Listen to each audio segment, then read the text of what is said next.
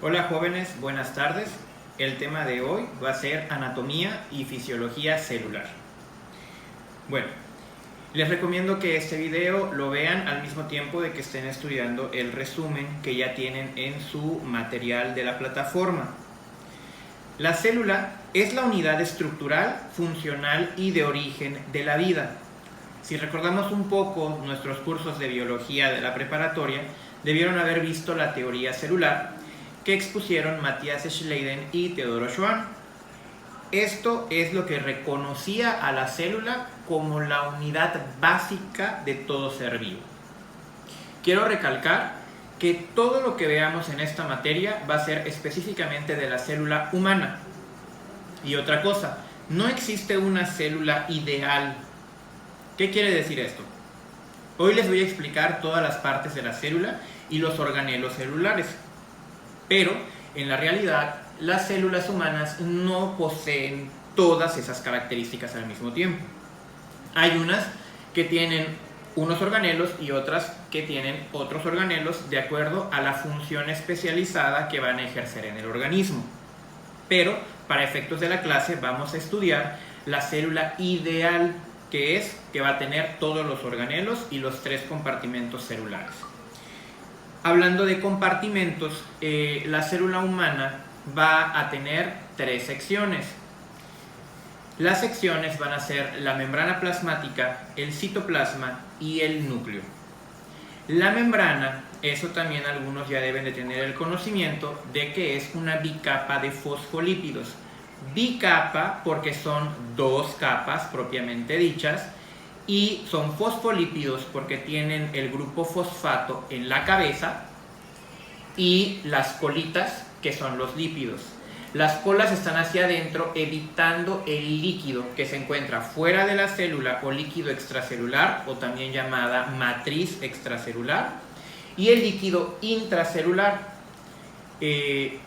Entonces las cabezas son hidrófilas, esto quiere decir que aceptan el agua, mientras que las colas son hidrófobas, esto quiere decir que repelen el agua. Ahora bien, una característica muy importante de las células humanas es que en esas colitas, están las cabezas y están las colas, hay incrustaciones de colesterol. Ojo, toda célula animal tiene colesterol, y específicamente la célula humana. El colesterol realmente lo que va a hacer es permitirle a las células trabajar del modo correcto a la temperatura corporal y le da estabilidad. Es ilógico pensar que otras células, como las células vegetales, que posean colesterol. ¿Por qué se los digo? Porque hay muchos, por ejemplo, productos como los cereales que venden en los súper y todo eso, que dice libres de colesterol.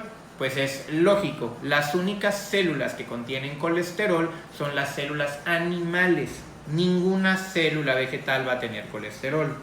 Ahora saben cuál es la utilidad de este esteroide. Recuerden que el colesterol es un tipo de grasa y específicamente del tipo esteroide. Aquí es muy importante que relacionen todos estos temas con su materia de bioquímica. Recuerden que vamos a usar muchos términos como biomoléculas, que ustedes ya deben de saber que son 4, que son las proteínas, los carbohidratos, los lípidos y los ácidos nucleicos. Y pueden existir combinaciones entre ellas para formar, por ejemplo, glucolípidos, glucoproteínas, entre otros. Entonces, todas se llaman biomoléculas porque forman parte de la célula. Siguiendo con el resumen, la representación actualmente aceptada del modelo de la célula es el modelo mosaico fluido. ¿Por qué? Porque da a entender que es una bicapa flexible, pero con estabilidad. E inclusive tiene unas incrustaciones que se llaman proteínas integrales de membrana. Obviamente, si estamos hablando que la bicapa son lípidos y tiene incrustaciones de proteínas, las proteínas van a permitir el paso de afuera hacia adentro de la célula, o en sentido contrario, de solutos que posean carga, porque por la bicapa solo van a pasar cosas que no tienen carga por difusión. Recuerden que en el transporte de los seres vivos existen varios tipos y uno de ellos es la difusión. La difusión es el paso de solutos de un lugar de mayor concentración a uno de menor concentración sin gasto de energía. Entonces, ¿qué puede pasar por la bicapa de fosfolípidos? Los gases. El oxígeno y el CO2 pasan sin ningún problema. Pero ya hablando de iones que tienen carga, como el sodio, el potasio, el calcio, el cloro, entre otros, tienen que pasar por estructuras que sí permitan ese paso de las cargas. Y para eso van a servir las proteínas integrales de membrana o PIM. Las proteínas integrales de membrana a veces las consideramos como que abarcan la totalidad de la bicapa y no es así. A veces están afuera y llegan a la mitad, a veces están adentro y llegan a la mitad, o a veces sí pueden atravesar toda la membrana. Estas incrustaciones, como les decía, permiten el paso de iones y otras sustancias con carga. A veces pueden realizar la función de catalizadores. Recuerden que un catalizador es lo mismo que decir una enzima, que lo que van a hacer es favorecer una reacción química o retrasar la reacción química. Eso es un catalizador. Pueden hacerlo estas proteínas. También pueden ser transportadoras, que es lo que les decía. Agarran algo, se mueven y lo meten. O simplemente lo dejan pasar. Y también pueden ser receptores. Las proteínas transmembrana a veces son tan específicas que pueden tener conectados hidratos de carbono o glúcidos. Por eso se conocerían como glucoproteínas, que permiten reconocer antígenos específicos. De hecho, esta situación pasa algo similar cuando nos infectamos por el virus de VIH. Entonces, la célula tiene ciertas características muy propias que, aunque sean solo poquitas moléculas, la disposición que tengan y la molécula que sea va a darle funciones muy detalladas. Bueno, les voy a mostrar acá el dibujo que tienen ustedes en el resumen. Acá se ve la célula humana, donde podemos ver el núcleo. Todo esto, que es el espacio de mayor tamaño, es el citoplasma, que tiene incrustaciones de organelos, pero pues ellas están en un como marecito, por así decirlo, que se llama citosol. El citosol es la parte líquida. Los organelos, y hay solutos también inmersos en el citosol. Y la membrana, que es la orilla.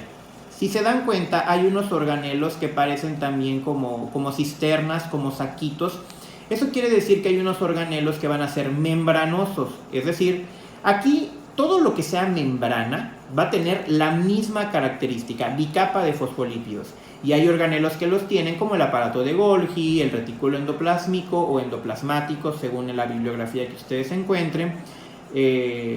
Entre otros, la mitocondria tiene también un doble sistema de membranas. Entonces las características son iguales, ¿de acuerdo? Entonces, aprendiéndonos las partes de una membrana, pues vamos a saber también las que va a tener un organelo.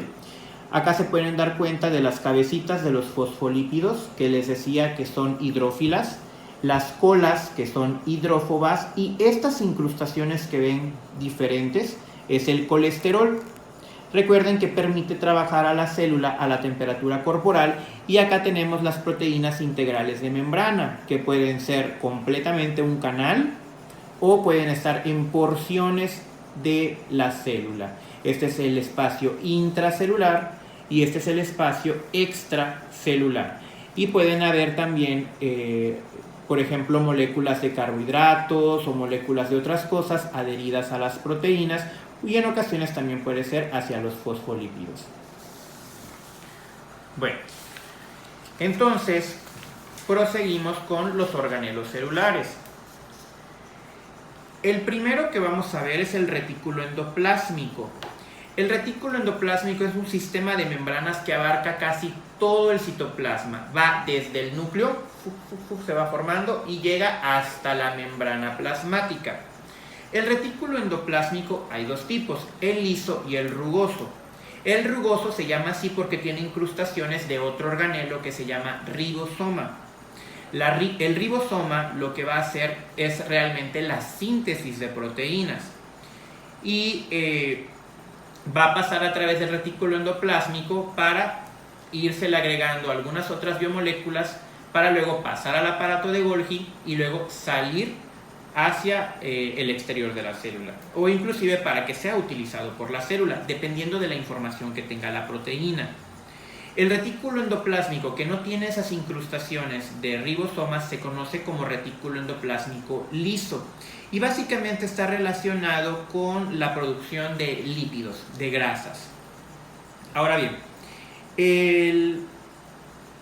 de hecho está en el resumen, es la síntesis de lípidos, pero sí me pareció muy importante que transporta los iones calcio intracelular. Cuando hablamos de iones dentro de la célula, tenemos que fijarnos que siempre tenga la carga.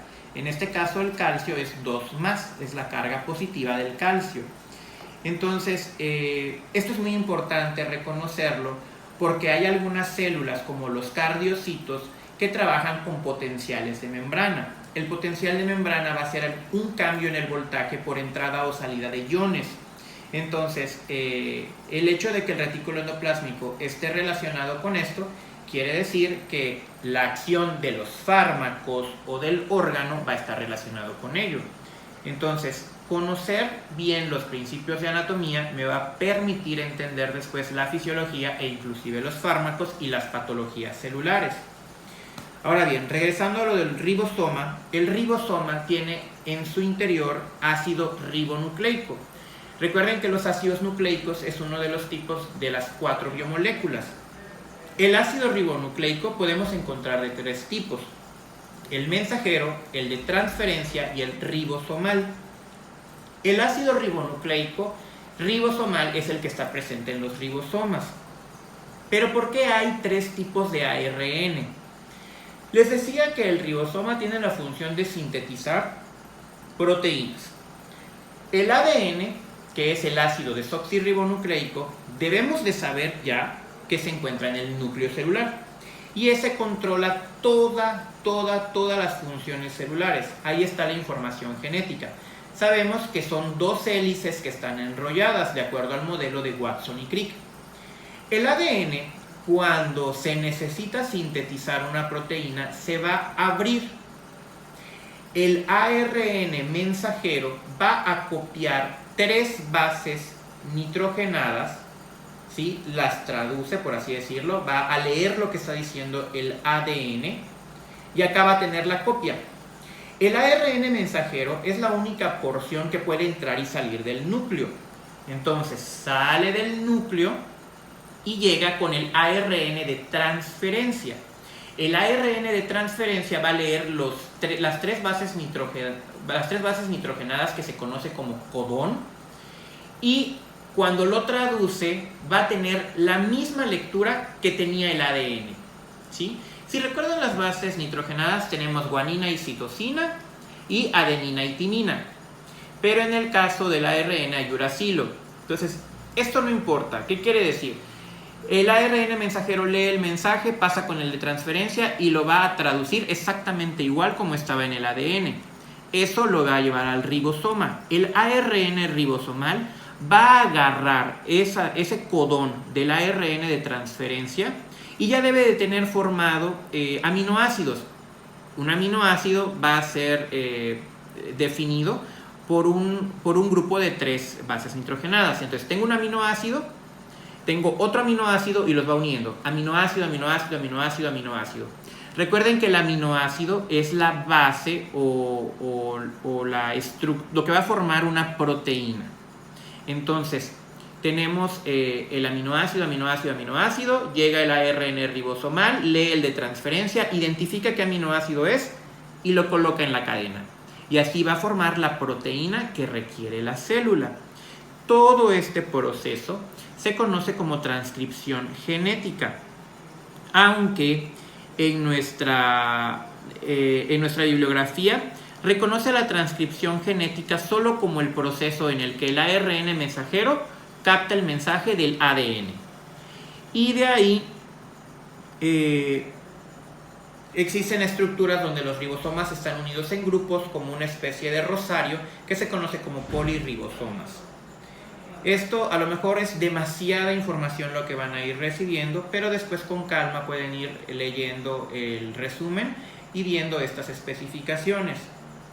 Ok, el siguiente organelo celular del que vamos a hablar es el aparato o complejo de Golgi. El complejo de Golgi es un sistema de cisternas que está pegado al retículo endoplásmico. Realmente su función es como de empaquetado. Entonces, cuando sale la proteína que le está dando el ribosoma en el retículo endoplásmico, generalmente todo lo que sale va a salir envuelto en una vesícula. Una vesícula es otro organelo que es una especie de membrana que rodea. Entonces, esa membrana, supongamos que acá está el aparato de Golgi, se une. Entonces, nunca se rompen las membranas. Entonces, se unen, se abre y lo que está dentro entra. Se vuelve a cerrar el aparato de Golgi y acá está la proteína. El aparato de Golgi, conforme va pasando la proteína entre sus cisternas, va a irse añadiendo hidratos de carbono. Entonces forma estructuras ya un poco más complejas y las puede sacar al citoplasma o bien sacarlas completamente de la célula, de acuerdo a lo que haya querido, el mensaje que haya dado el ADN desde el núcleo. Y entonces, de la misma manera en que se pega la vesícula al complejo de Golgi, va pasando y cuando se acerca a la membrana plasmática, se pega a la membrana, el empaquetado, se abre la membrana, sale y se vuelve a cerrar. Entonces nunca se rompe la membrana como tal. De ahí ya les dije las vesículas, que es otro organelo, y lo podemos ver en este pequeño dibujo. Acá está el núcleo, acá está el ADN. Si se abre el ADN, sale, lo lee el ARN mensajero, luego sale del núcleo, lo traduce por el ARN de transferencia, llega al ribosoma y se traduce en un aminoácido. Se forma una proteína, esa proteína se envuelve en una vesícula, esa vesícula llega al aparato de Golgi y va pasando, llenándose de hidratos de carbono hasta salir de la célula. Entonces aquí tenemos núcleo, si se fijan hay poros nucleares, que es una membrana, igual es una membrana, es una bicapa de fosfolípidos, va a tener esos poros como en la membrana plasmática, luego está pegado el retículo endoplásmico y acá está el aparato de Golgi y la membrana. Esto es el citoplasma, todo lo que es líquido recuerden que se llama citosol. Hay muchos organelos que son como una especie de vesículas. De hecho, el que sigue es el que conocemos como lisosoma. Recuerden que lo que es liso, el prefijo liso, se refiere a lisis, y lisis es cortar. Por ejemplo, cuando vean en bioquímica glucólisis, es la ruptura de la glucosa. Lipólisis es la ruptura de los ácidos grasos. Entonces, el lisosoma es soma, cuerpo. Es un cuerpo que se va a encargar de lisar, y lisar es romper o cortar. Entonces, ¿qué es el lisosoma? Es como el aparato digestivo de la célula. Dentro del lisosoma no quiere decir que haya un intestino, sino que hay enzimas. Recuerden que las enzimas son catalizadores que aceleran reacciones o las retardan. En este caso, esas enzimas que están en los lisosomas lo que hacen es degradar complejos moleculares en pedazos más pequeños y se desintegran. No solo tienen que ser moléculas, puede ser inclusive otros organelos celulares, e inclusive hay la teoría que el lisosoma se encarga de fagocitar inclusive a toda la célula cuando ya vamos a caer en apoptosis.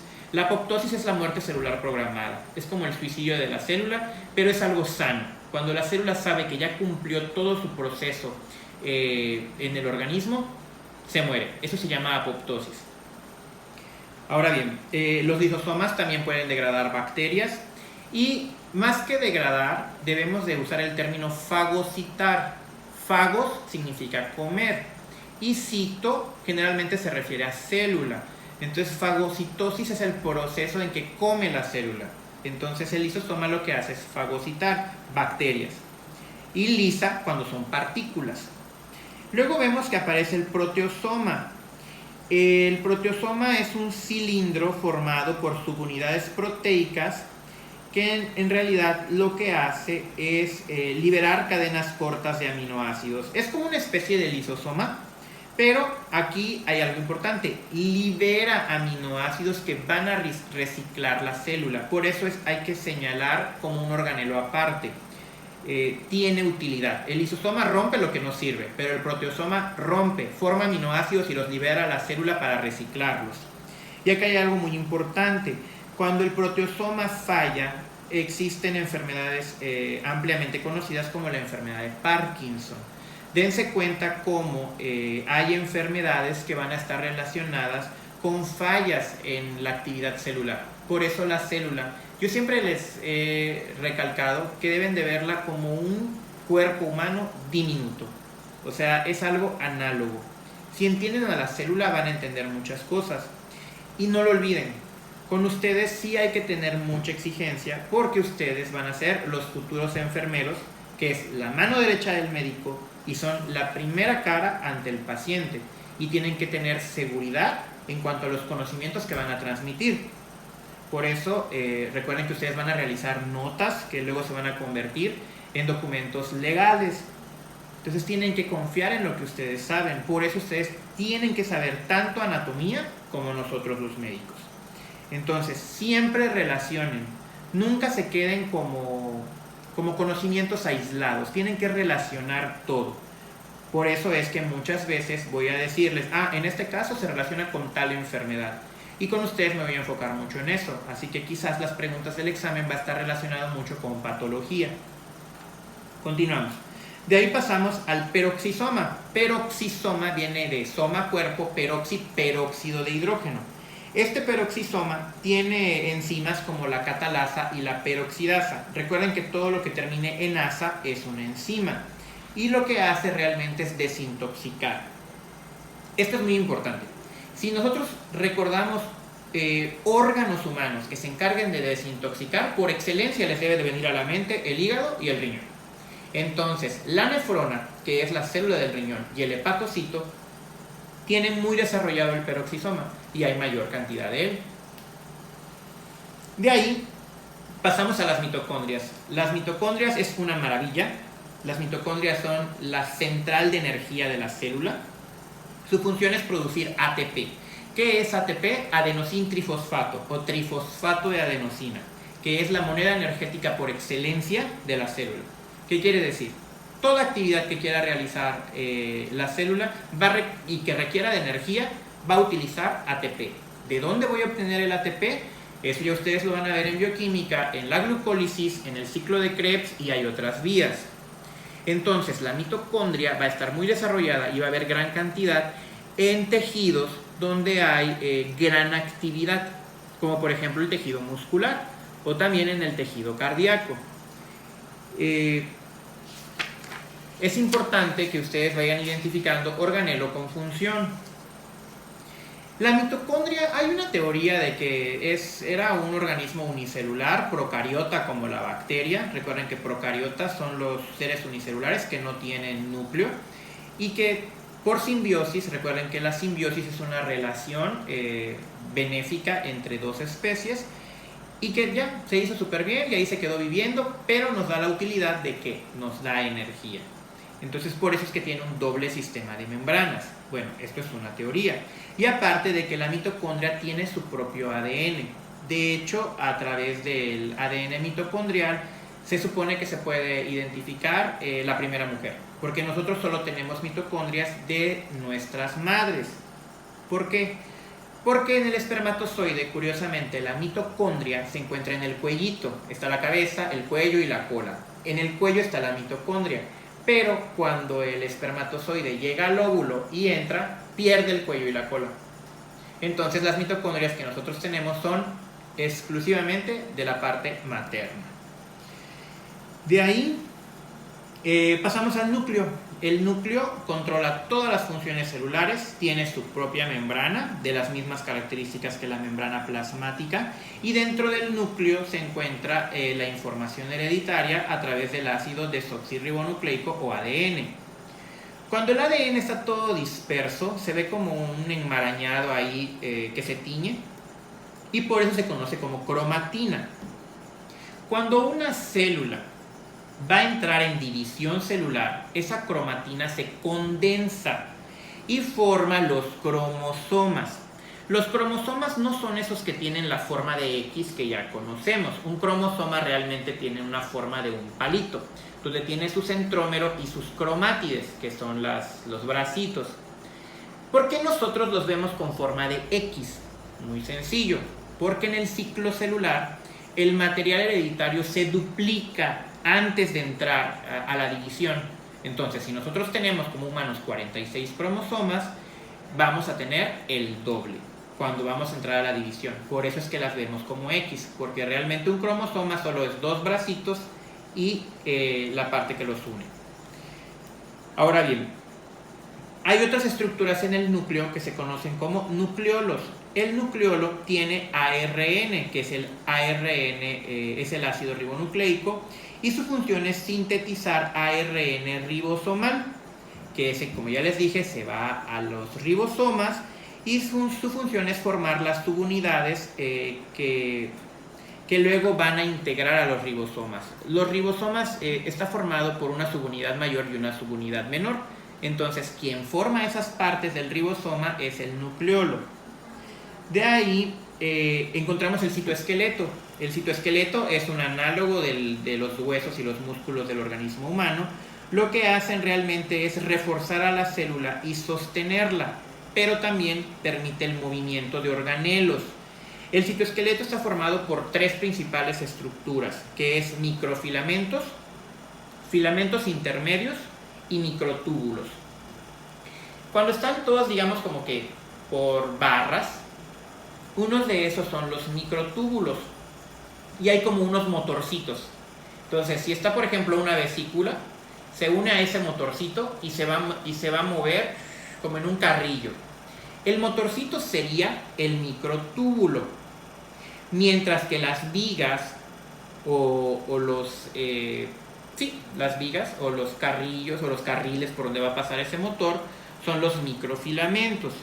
Tiene mucho que ver el tamaño entre ellos, por eso tienen esos nombres. De ahí pasamos al centrosoma. Del centrosoma, fíjense que me gustaría más que se aprendan lo que es el centriolo, porque tiene una función más importante en la división celular, pero el centriolo forma parte del centrosoma. El centrosoma, como pueden ver en el dibujo, es una estructura que está cercana al núcleo, pero así solo se ve como un espacio. Pero cuando va a haber división celular, encontramos el centriolo, que está formado, es como un cilindro formado por 9 microtúbulos y forma unas proyecciones como estrella. Estas estrellas se llaman áster, esto se llama centriolo. Y entre los dos centriolos, porque esto ocurre, digamos, está el núcleo y se va hacia las orillas, el áster y los centriolos. Y entre ellos dos se va a formar como una especie, aquí se están separando y se va viendo, una especie como de huso con H, o sea, es así, así. De hecho hay un dibujo en la parte de la mitosis donde lo pueden ver. Acá está, miren, acá se ve mejor. Acá está el centriolo, estas proyecciones es el áster, y esto que ven así como una naranja es el huso, y por ahí se van a mover los cromosomas. Entonces, la función realmente del centrosoma es en la división celular. Otros organelos celulares son las prolongaciones celulares, que son 3. Los flagelos, los cilios y las microvellosidades. Las microvellosidades mayormente tienen una función de absorción. Siempre que se les venga a la mente microvellosidad, acuérdense del intestino. Las microvellosidades son como pelitos que se encuentran en la superficie de la membrana plasmática y eso les da mayor superficie de contacto. Como tienen muchos pelitos, cada pelito le da mayor superficie a la célula y ahí permite la absorción. Los cilios, en cambio, son pelos, pero son más largos y son menos numerosos y generalmente lo que permiten es movimiento. Hay cilios, por ejemplo, en las trompas de Falopio y en el óvulo, que permite que se mueva a través de ese conducto, y también hay muchos cilios en lo que es las vías respiratorias, para ya sea pasar mucosidad, entre otras cosas. Y los flagelos, pues es una cola. La única célula humana que tiene flagelo es el espermatozoide.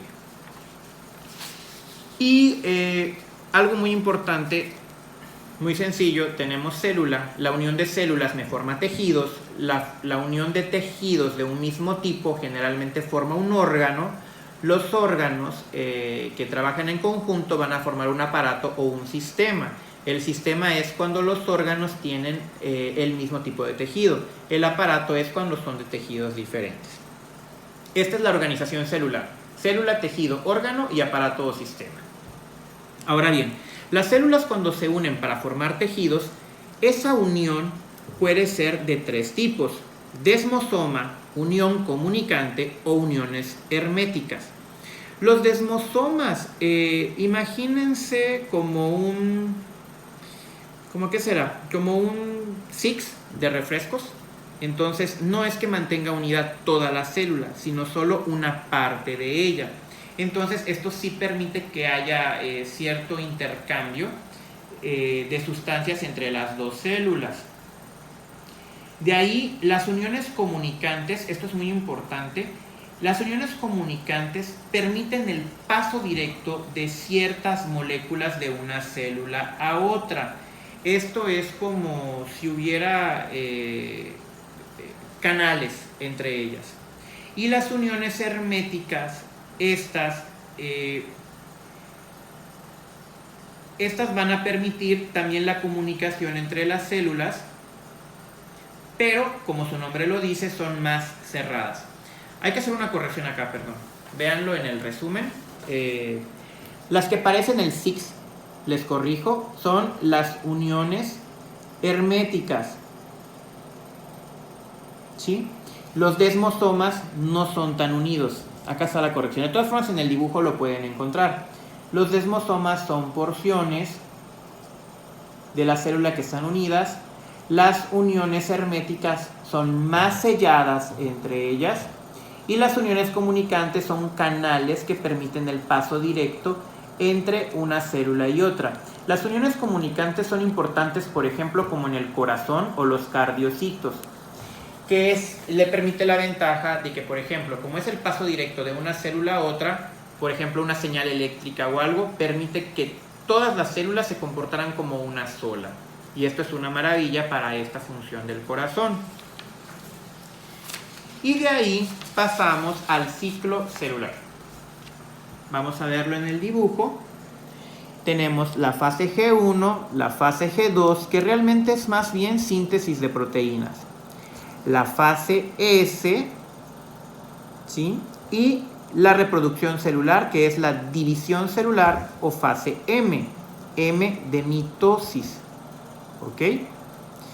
Y acá en este cuadro podemos encontrar las fases del ciclo celular.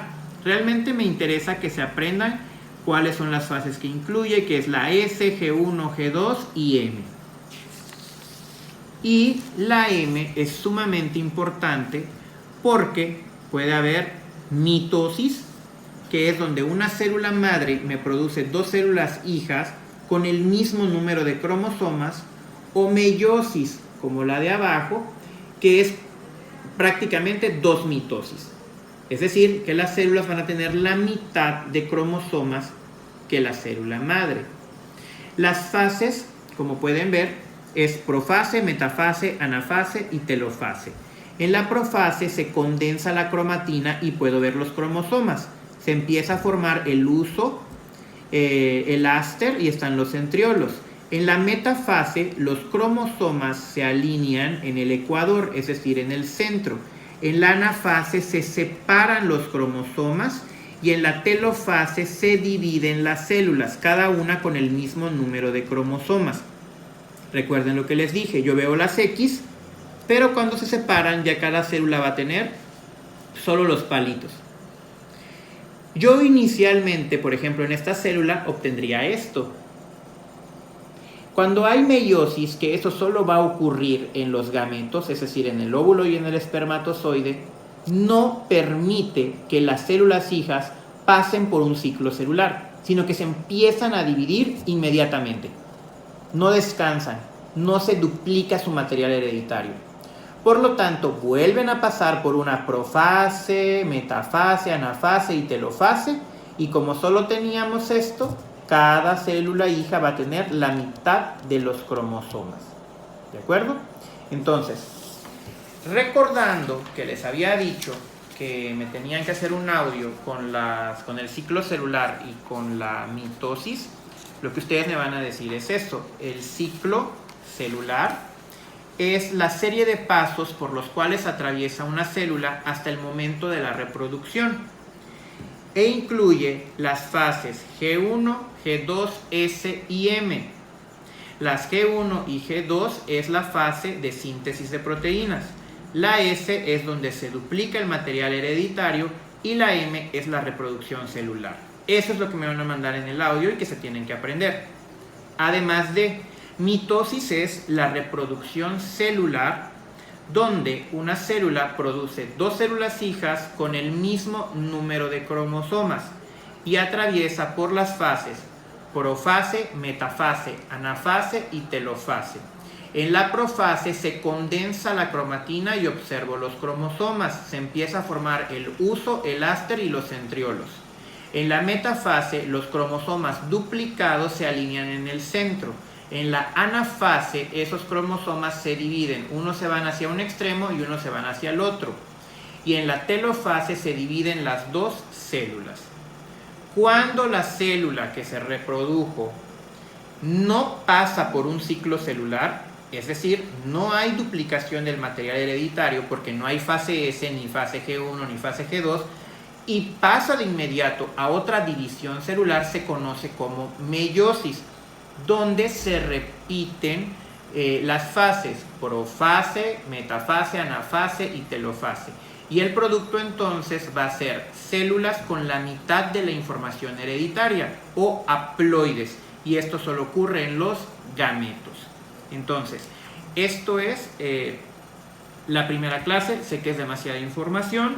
Traten de leerlo con calma. Tienen la bibliografía, tienen el resumen. Y cualquier duda nos estamos comunicando por el grupo de WhatsApp.